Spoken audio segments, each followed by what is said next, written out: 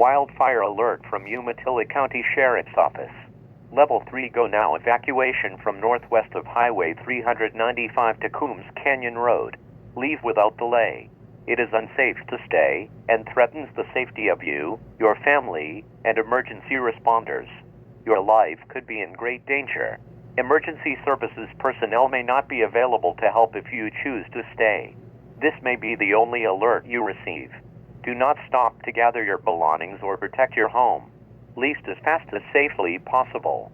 Drive carefully, turn on your headlights, follow traffic safety warnings and instructions from local authorities. Do not call 911 unless you are experiencing an immediate life safety issue.